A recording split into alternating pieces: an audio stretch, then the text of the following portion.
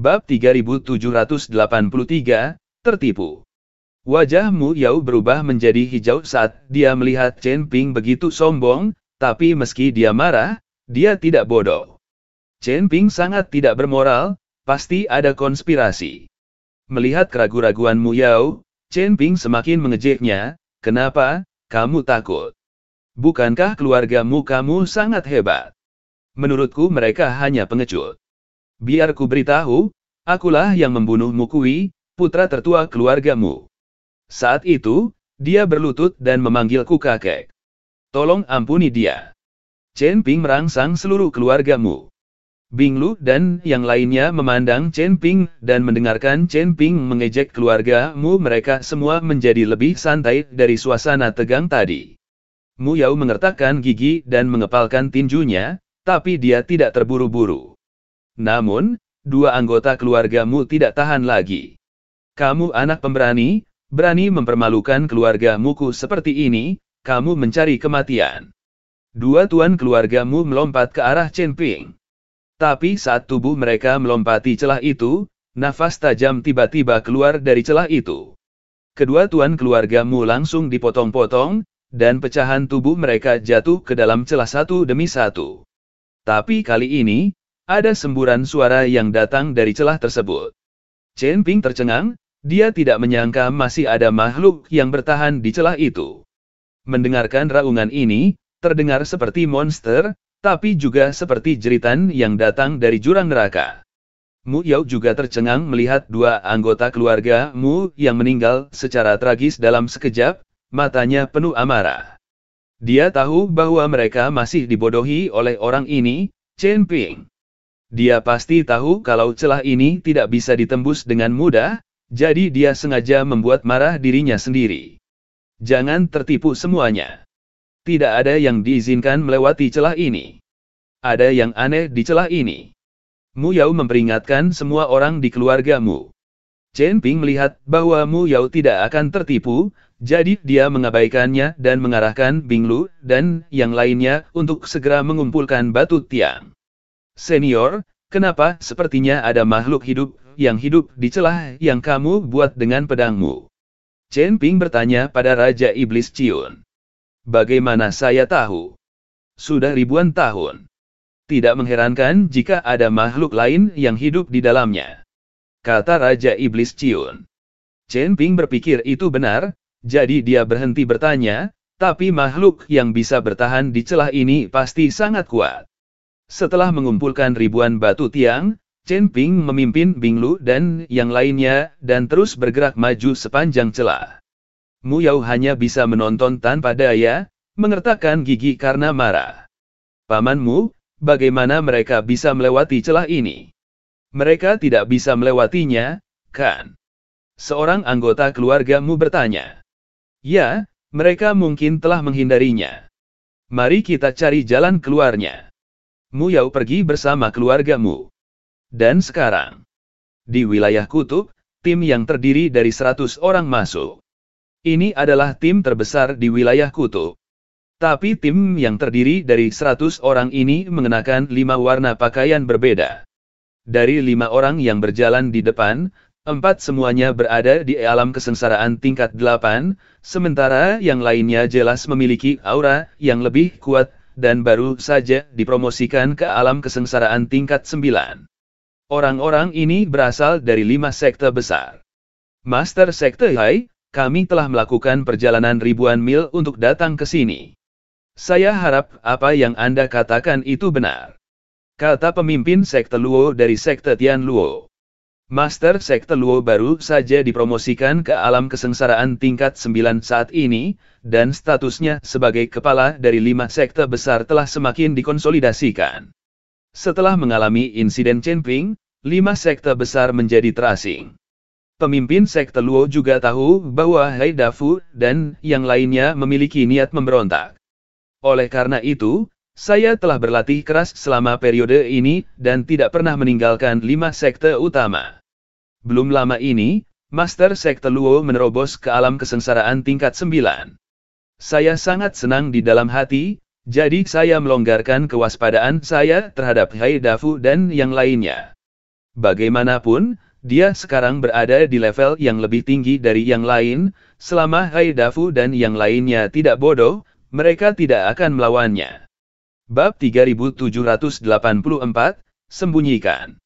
Saya tidak tahu dari mana orang kaya dari laut ini mendengar bahwa kutub adalah tempat jatuhnya makhluk abadi, dan ada banyak harta karun, jadi dia memikat 5 sekte besar untuk datang. Pemimpin sekte Luo tergoda oleh harta karun itu, dan dengan kekuatannya yang meningkat, dia tidak perlu takut, jadi dia mengikutinya. Master sekte Luo, bagaimana saya bisa berbohong kepada Anda? 5 sekte besar kami mengirim begitu banyak orang untuk melakukan perjalanan jarak jauh.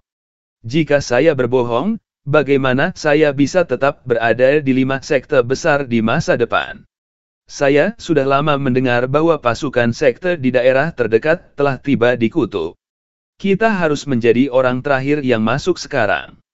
Tetapi wilayah kutub ini menempati wilayah yang sangat luas.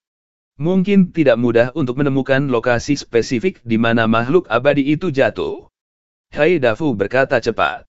Kalau begitu, mari kita mempercepat dan mencoba untuk tidak berkonflik dengan orang-orang dari keluarga sekte lain. Dan ketika Anda bertemu dengan para penggarap iblis, cobalah bersembunyi. Bagaimanapun, ini adalah tepi wilayah selatan dan ada banyak penggarap iblis. Pemimpin sekte Luo memperingatkan semua orang. Semua orang mengangguk, mereka di sini untuk berburu harta karun, bukan untuk membunuh. Selama tidak ada konflik kepentingan, tidak perlu mengambil tindakan. Master sekte Luo memimpin, menjelajahi jalan di depan, sementara Haidafu berada di belakang, diikuti oleh Master sekte Yue dari sekte Tianyue dan Master sekte Yang dari sekte Tianyang, saling bertukar pandang. Setelah melihat ini, Master sekte Chen dari sekte Tianchen menundukkan kepalanya perlahan, seolah-olah dia tidak melihatnya. Sepertinya Master sekte Chen juga diancam oleh beberapa orang. Haidafu menipu Luo Zong untuk datang ke sini bukan demi harta karun itu, tetapi karena mereka telah mengambil inisiatif untuk membunuh Luo Zong. Peningkatan ranah pemimpin sekte Luo memberi mereka perasaan krisis yang lebih besar. Awalnya, mereka berselisih paham dengan pemimpin sekte Luo tentang Chen Ping. Sekarang Master sekte Luo telah menerobos ke alam kesengsaraan tingkat 9, jika Master sekte Luo mengalahkan mereka satu persatu dan mengusir mereka dari 5 sekte besar, tidak akan ada yang bisa mereka lakukan. Jadi Haidafu ingin melakukan serangan pendahuluan, jadi dia menipu Master sekte Luo agar datang ke wilayah kutub. Tempat ini jauh dari 5 sekte besar dan sangat terpencil. Itu tempat yang bagus untuk menyerang Master sekte Luo. Pemimpin sekte Chen dari sekte Tianchen, yang awalnya berdiri bersama pemimpin sekte Luo, kini memilih untuk tetap diam. Alasan mengapa Haidafu dan yang lainnya memasuki wilayah kutub ini dan tidak mengambil tindakan terhadap Luo Zongzong adalah karena mereka juga ingin mendapatkan harta karun abadi yang jatuh. Selama harta karun itu ditemukan dan berada di tangan, inilah waktunya untuk mengambil tindakan terhadap Luo Zongchen. Inilah yang disebut membunuh 2 burung dengan 1 batu. Master sekte Luo tidak tahu bahwa dia sudah dalam bahaya, tapi dia masih mencari jalan ke depan. Chen Ping dan gadis suci mengikuti celah itu dengan cermat, membunuh beberapa monster dalam prosesnya, dan memanen banyak batu tiang. Namun, batu-batu ekstrem ini hanyalah setetes air dalam ember untuk pengembangan istana Guanghan. Sekarang Chen Ping dan yang lainnya harus menemukan batu tiang milikku. Kali ini, Chen Ping dan yang lainnya berjalan hampir sehari sebelum mencapai ujung celah. Ketika mereka melihat akhirnya, semua orang menghela nafas lega. Anda tahu, terjebak di antara celah dan ruang yang kacau, Anda selalu gelisah. Jatuh ke dalam celah adalah jalan buntu. Tersedot ke dalam ruang yang kacau juga merupakan jalan buntu. Di bawah ancaman kematian kapan saja, setiap orang berada di bawah tekanan yang luar biasa. Chen Ping memimpin semua orang menjauh dari ruang dan retakan yang kacau, dan menemukan sebuah gua untuk beristirahat, di mana mereka bisa merasa lebih nyaman. Tuan Chen, Anda telah menjelajahi jalan di depan. Ini terlalu sulit. Anda dapat beristirahat. Saya akan memimpin orang untuk menjaga lingkungan sekitar. Bing Lu berkata pada Chen Ping. Dalam 2 hari terakhir, Chen Ping memimpin dan itu memang sangat sulit. Kalian sebaiknya istirahat, aku khawatir jika terjadi sesuatu yang tidak terduga, kalian tidak akan mampu mengatasinya. Chen Ping berkata dengan lugas. Ketika Bing Lu mendengar ini, dia tidak berkata apa-apa lagi, memang dengan kekuatan dan pengalaman mereka tidak akan mampu menghadapi keadaan darurat. Bab 3785 Tak Tahu Malu. Selusin orang suci sedang beristirahat di dalam gua. Chen Ping duduk di pintu masuk gua, membiarkan angin dan salju menerpa dirinya. Gelapnya malam di kawasan kutub saat ini seperti siang hari, cahaya bulan dipantulkan oleh putihnya salju, dan cahaya yang dipancarkannya sangat kuat. Chen Ping membubarkan kesadarannya, lalu diam-diam menutup matanya sedikit. Chen Ping tidak berlatih, tetapi terus memikirkan apa yang ada di ruang kacau itu. Serigala salju itu bisa melakukan perjalanan melalui ruang yang kacau, tapi manusia tidak bisa. Tepat ketika Chen Ping sedang berpikir keras, dia tiba-tiba sedikit mengernyit, dan dia menyadari aura familiar, menjulang. Ketika ini terjadi, hanya ada satu kemungkinan, yaitu jaraknya terlalu jauh, dan kesadaran ilahi Chen Ping tidak begitu jelas. Chen Ping perlahan berdiri dan berjalan menuju arah datangnya nafas. Dan puluhan mil jauhnya dari gua tempat Chen Ping dan yang lainnya beristirahat, Qi Pei Jia sedang menekan seorang wanita di bawahnya. Wanita ini adalah Lan Yingying yang meninggalkan Chen Ping dan yang lainnya. Qi Pei Jia awalnya ingin mencari sumber harta karun di daerah kutub, tetapi setelah lama mencari, dia tidak menemukan apapun.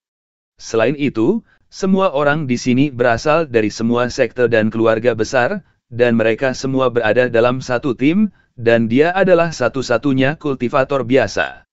Oleh karena itu, Qi Pei Jia sangat berhati-hati, setelah memasuki wilayah kutub, dia tidak melakukan kontak apapun dengan biksu lain. Dalam 2 hari terakhir, Qi Pei Jia tidak mendapatkan apa-apa dan sangat frustrasi, tetapi dia tidak menyangka akan bertemu Lan Yingying. Lan Yingying ternyata adalah seorang manusia, dan dia sangat cantik, yang langsung membuat Qi Pei Jia memiliki niat jahat. Kekuatan Lan Yingying bukanlah tandingan Qi Pei Jia. Dia langsung ditembaki oleh Qi Pei Jia. Kamu binatang buas, lepaskan aku. Saya dari istana Guanghan. Jika kamu berani menyentuhku, tuan istana kami tidak bisa mengampuni kamu, dasar kultivator iblis. Lan Yingying berteriak pada Qi Pei Jia. Qi Pei Jia tidak peduli saat ini, jadi dia melangkah maju dan merobek pakaian Lan Yingying. Lan Yingying sangat ingin menangis tetapi tidak menangis. Dia bisa mati, tapi menderita penghinaan seperti ini lebih buruk daripada kematian.